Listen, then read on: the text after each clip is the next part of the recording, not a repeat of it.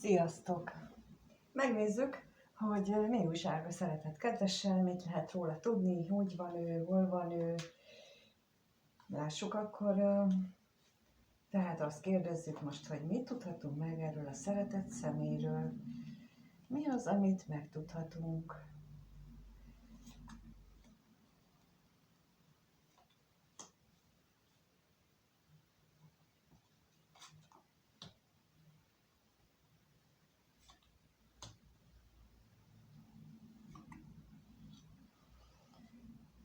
Úgy látom, hogy a múltján siránkozik. Tényleg ilyen nagyon tényleg ilyen siránkozóst, jajgatást hallottam, vagy érzékelek itt belülről, miközben ezt raktam ki, tehát, hogy ő sajnálgatja magát, sajnálgatja azt, ami vele történt a múltban, lehet, hogy gyerekkorában. Most egyébként olyan időszakot éljük, amikor így a múltba visszatekintés és a múlttal való szembenézés, elszámolás az különösen erős, ennek a késztetés, erre való késztetésünk, mert pontosan ez a szándék az égieknek, hogy most nézzünk már szembe, hogy mit csináltunk a múltban, és azt jól csináltuk-e, mi az, amin lehetett volna, vagy lehetne még változtatni, vagy ha most megtehetnénk, akkor változtatunk rajta. Kifejezetten itt is ugye megjelent az égieknek a lapja. Lehet, hogy ő egyébként megtanul közben imádkozni, de lehet, hogy ő egyszerűen csak befelé fohászkodik, hogy legyen ereje változtatni, hát magában. Ez nem kifejezetten mindig azt jelenti, hogy az égiek, hanem ez, amikor az ember a saját hitét, magába vetett hitét próbálja erősíteni, azt is jelentheti, illetve kifejezetten azt is, hogy lehet, hogy ő ígéretet tesz magának, például szoktunk ilyet csinálni, hogyha ez sikerül, akkor én ezt meg azt csinálok. Tudjátok, ez egy ilyen alku. Szerintem sok mindenkinek sokszor előfordult az életében már, hogy amikor ilyen nehezebb szituációban volt, akkor ő ilyen felajánlást tett, mondjuk így. És itt valahogy ezt a felajánlás energiáját érzékelem most. Na nézzük itt a veszteséget, hogy mit jelent itt a veszteség, miért éli meg ő ezt annyira.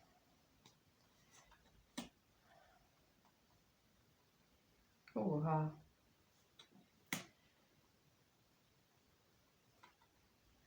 Nos, úgy látom, hogy ő azzal kapcsolatban néz így a múltba vissza, hogy amikor ő elbizonytalankodott egy-egy kapcsolatot, és az lehet a tietek, de lehet más kapcsolat is, amire ő gondol, hogy ott nem hozott meg döntéseket, vagy úgy érzi, hogy rossz döntéseket hozott, és ezt a bizonytalanság miatt vannak benne ezek a belső vívódások, tehát ez a magamban nézés energiája, ez ezt hozta fel benne, hogy hát ítélkezik a saját döntései, a saját viselkedései felett. Nem kellene, mint ahogy mondtam az előbb, tulajdonképpen most nem az a mostani energiáknak nem az a lényege, hogy húha, micsoda pont voltál, meg milyen vagy, hanem hogy meglássuk, hogy ott nem volt hozzá bátorságom, és miért nem volt, és akkor ezt most helyrehozom. Ezt most kiküszöbölöm, és most lesz bátorságom, és lehet, és most sem tudom, hogy mi lesz a végeredmény, de most megteszem. Akkor is ott nem tettem meg, de most megteszem. És ez lenne a célja, de ő most úgy látom, hogy egyelőre még csak ott tart, hogy sértegeti saját magát.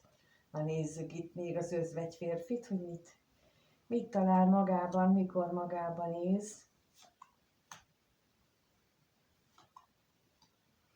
Lehet, hogy nem volt, vagyis még most sem őszinte teljesen saját magával. Az is lehet, hogy szeretne őszinte lenni, szeretné ezeket a nehézségeket, mármint ezt a fajta nehézséget, hogy ő mindig kerülte az igazságot, mindig másra hárította, és szeretné ezt a helyzetet megváltoztatni. Az is lehet, hogy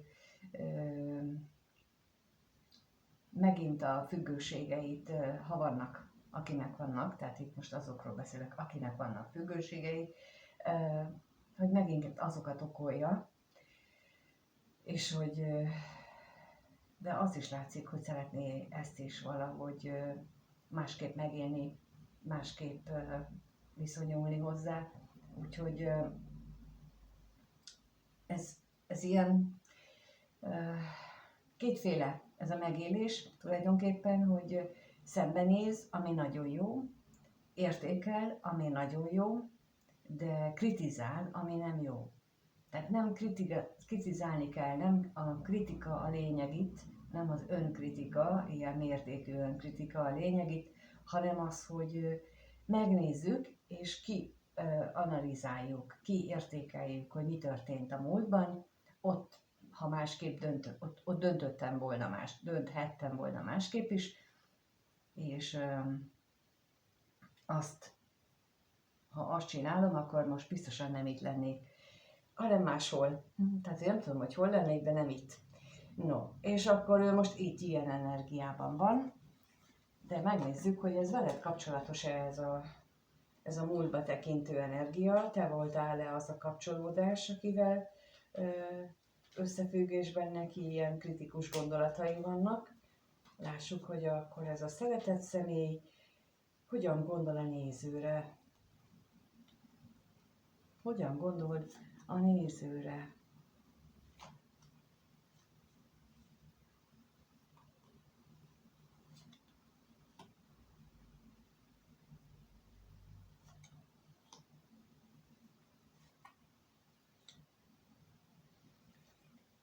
Azt látja, hogy sok fájdalmat okozott neked is, és úgy látom, hogy nagyon sajnálja azzal, hogy elváltatok, tehát, hogy most akinél ez igaz, vagy a legutolsó elváláskor, vagy azért, mert külön vagytok, azzal ő úgy érzi, hogy nagyon sok fájdalmat okozott neked, nem nagyon van most találkozás, illetve a találkozásaitok azok nem az a szokás szerint, a régi megszokott rendszerint történnek, és ez neki, és ezt ő nagyon sajnálja. Na nézzük itt a fájdalmat, hogy mit jelent.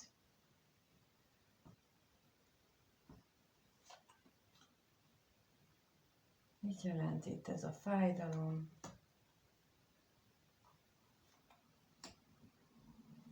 Rengeteget agyal. Ez a személy, akivel téged összehasonlít, összemér, az lehet az ő családtagja, aki idősebb vagy érettebb családtag, minden esetre nagyon vehemens, nagyon tüzes, és itt most nem a pozitív értelemben vett tüzességét értem, hanem azt a kirohanó fajtát.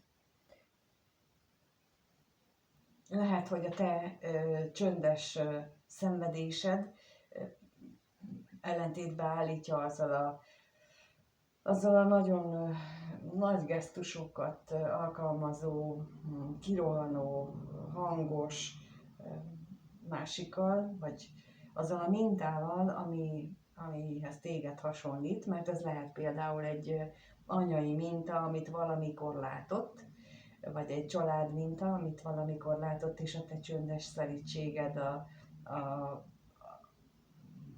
nem annyira veszekedő stílusod, ezt nagy kontraszt az ő szemében. Nézzük még itt a katonatisztet, hogy mit gondol még rólad.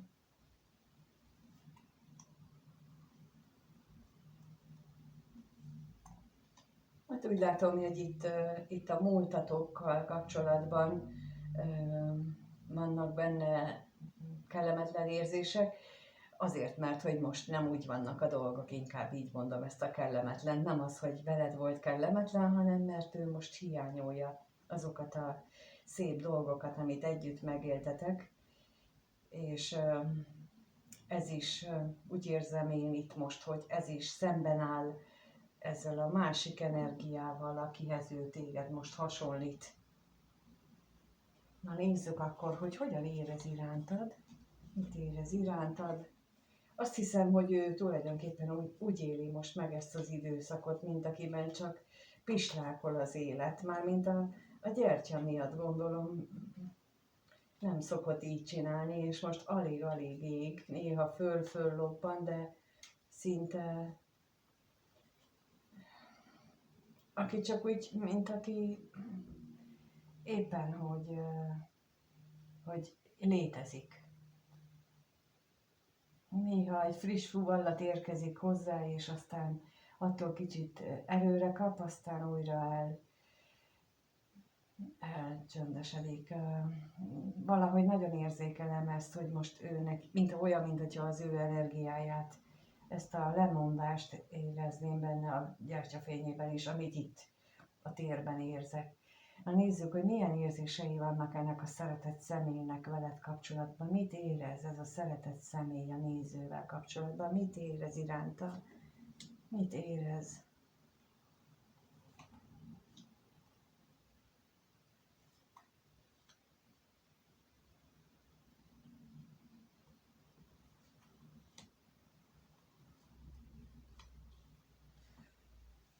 Te vagy az a kincs a számára, amit úgy éli meg, hogy nem érdemel meg. Egy olyan kincs vagy, amit ő nem fogadhat el. Bár vágyik rá, reménykedik abban, hogy visszatérhet a múlt az életébe, visszatérhetnek a régi reményei, vágyai általad, de pillanatnyilag ő nem képes elfogadni a kincset, amit ad az élet a számára. Itt most határozottan ezt érzem, hogy ő maga a saját ellensége annak, hogy veled kapcsolatosan megélheti az életét, megélhetné azt a szépet, amit kínál számára az élet, vagy számotokra, és ő az ellensége ebben a szituációban. Na nézzük itt a bosszúságot, mit tudhatunk meg erről. Bizony, hát itt ezt mondom, hogy ő üres vágyakat táplál, tehát olyan vágyakat táplál, amiről az a véleménye, hogy az hiába való, annak nincsen semmi értelme. Jaj, ez a szegény ember. Na nézzük itt a utazást.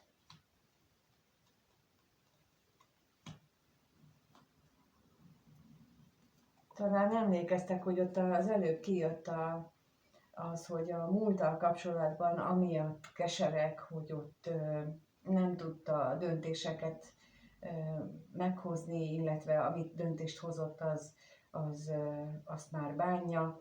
És itt most megint azt mutatják a lapok, hogy a te hozzád kapcsolódó érzésekben megint hasonló problémával küzd, hogy nem tudja, hogy merre menjen és mit csináljon.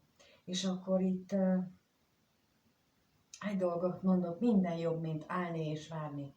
Mindig mindenki hoz rossz döntéseket, és mindig mindenki túl is éli azt. Nincs végzetes rossz döntés, kivéve az, amikor meghal az ember. Ameddig élünk, mindig van lehetőség kijavítani, és ha ez valamennyi reményt ad bárkinek, aki olyan szituációban van, hogy nem tudja, hogy most mit csináljon, mint ahogy mondtam, minden döntés jobb, mint állni és várni. Viszont valamit még itt akartam mondani, és az kiment a fejemből, mert hogy úgy látszik ez a lényeg, hogy minden döntés jobb, mint állni és várni, mert hogy egyik döntésnek sem tudjuk a következményét. És ja, tudom már, azt akartam mondani, hogy egy dologban nyugodtak lehettek, hogy semmi nem úgy, vagy semmi sem történik úgy, amit a föntiek nem hagytak már előre jóvá. Tehát mind a két verziót, amit döntened lehetne, vagy hármat, vagy ami döntési helyzetedben vagy, az előre be van kalkulálva. Nem tudtok olyan döntést hozni, amit mondjuk az égíget ne tudnának korrigálni, hogyha az nektek úgy van megírva, mint lehetőség. Szóval ez a lényeg benne, állandó, az égiek vigyázó tekintete állandóan rajtunk van. Mindig tudnak segíteni, csak kérjük, hogy mutassák meg az utat, és legyen bátorságunk követni. Na itt szokott lenni a probléma, hogy a hitünk az nem elég erős, az egónk, az elménk, az fölülírja azt, amikor mutatják az utat, hogy figyelj most, te neked most ezzel már az emberrel nem kell törődni, vagy neked ezzel az emberrel kell törődni, és egyszerűen nem azt veszik tudomásul, amit mondanak. Ez gyakran tapasztalom azt, amikor belül küzdelmet élünk meg, amikor amit csinálni akarunk, azzal kapcsolatosan rosszul érezzük magunkat, csak azért, mert mit fog szólni a valaki. Amikor a mit fog szólni a valaki kérdés fölmerül, az biztos, hogy rossz döntés. Biztos. Mert az nem mi vagyunk, az nem a mi döntésünk, az a másiknak való megfelelés. És ő itt hasonló küzdelmeket mutat, itt is, mindenhol, hogy ki és mit fog szólni. Vagy, ami még az előbb ott volt, itt a végén, hogy ő nem tud a szokásain túllépni, nem tudja elképzelni, hogy jaj, hát ott ne úgy keljek fel, ne úgy csináljam a kávémat. Ezek a szokások ugyanis a komfortzónának nevezett valami, amit nehezen hagyunk el, és bármennyire is úgy gondoljuk, nagyon nehéz azon változtatni, illetve utána, amikor változtattunk, akkor nagyon gyorsan vissza akarunk menni oda. Tehát nagyon nagy kitartásra van szükség, de aki ilyen helyzetben van, hogy döntés, az mindig jobb a döntés, tehát az újnak, az ismeretlennek a vállalása, és most megint azt mondom, hogy jövő április végéig biztos, hogy egy olyan időszak van, amikor az új a jó választás. Tehát, hogyha egy új irányt nyitok az életembe, egy új dolgot lépek meg, egy újfajta hozzáállást, mint amit eddig csináltam, mert most az van támogatva, hogy próbáld ki, ne savanyodj be, ne légy, de nem olyan nagy döntésekben, tehát azért azt, hogy tudjuk, hogy az új, az miben. Tehát csak azért nem csinálok újat, mert lázadok. Az az ifjúságnak a sajátja, hogy 10 évesen az ember hülyeségeket csinál. Felnőttként meg ez a jó mérce, hogy azt mérjük, hogy ha én rosszul érzem magamat, akkor változtatok. De ha már nagyon, tehát hogy nem jól érzem magamat, csak azért ne változtassunk, mert hogy valahol éppen nem a kedvünk szerint történik 100%-ig a dolog. Gyakran van ez, amikor például egy hosszú ideje tartó házasságban, 20-30 éves házasságban az unalom költözik be, főleg amikor kirepülnek a gyerekek. Na hát ott nem az a megoldás, hogy váljunk el, hanem az a megoldás, ha volt kezdetben szeretet, akkor ott megtalálni a szeretet gyökerét újra. Itt nem erről van szó, itt arról van szó, hogy ez a személy rájött a hibáira, azt, hogy már korábban kellett volna neki változtatni, és most megint lehetőséget kapott az élettől, de megint, mert ugye az érzéseid, ami irányodban van, és te vagy a pakli alján, ez van a pakli alján, nagyon mély szerelemmel van irányodba, és ez kellene, hogy vezérelje őt, és minden más lényegtelen, minden más csak az igékbe vetett hit, az univerzumba, a saját magába, hogyha ő változtat, akkor ő képes azt a változtatást meghozni, képes téged úgy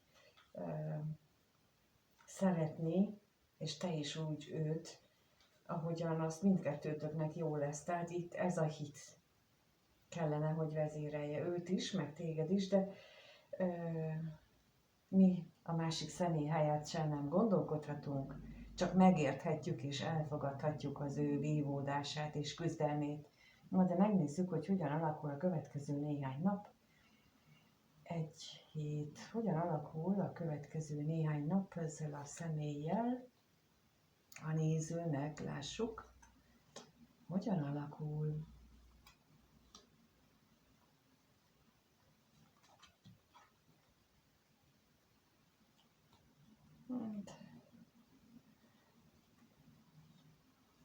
Úgy látom, hogy itt a vágyaktól való félelem, tehát a félelem amiatt, hogy milyen vágyaim vannak, ez nagyon domináns lesz benne, és ez még inkább a távolodásra készteti őt. Na nézzük az utazást.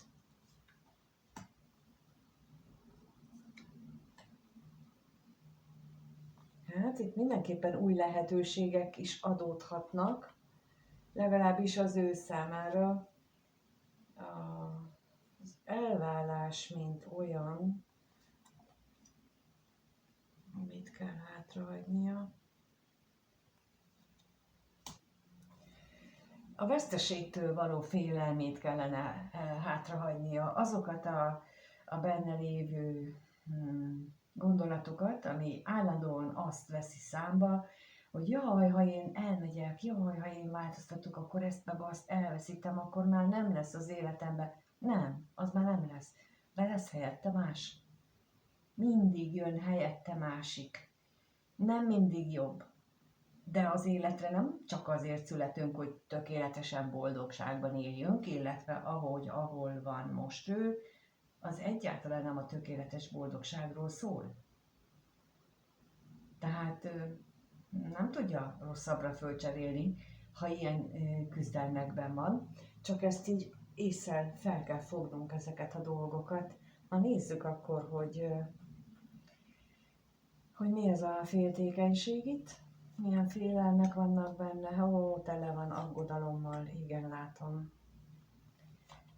Igen, tele van aggodalommal, hogy és itt mit folytatódik, ami a legelején kijött, hogy állandóan a múltat síratja. Hát itt nem biztatnék senkit sem arra, hogy itt hatalmas pozitív változás áll be, de tulajdonképpen elképzelhető, hogy itt egy nagy jelentős változásra készül, vagy az van éppen folyamatban, és azt nem lehet csak úgy elkapkodni hebehúrgyán.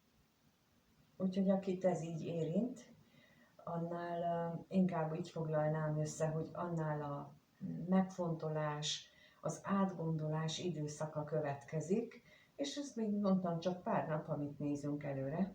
Úgyhogy nem egy hosszú időszak, és ezért nem is kell olyan nagy tragédiaként megélni, mert ennek itt van a helye és az ideje, hogy ne meggondolatlan és megfontolatlan lépések legyenek belőle, de remélem, hogy ez azért nektek segít abban, hogy megértsétek a pillanatnyi szituációt, és magatokban is át tudjátok gondolni azt, hogy most ti ezeket a dolgokat hogyan éltétek meg, hogyan élitek meg, rátok hatnak ezek az energiák, amikről beszéltem.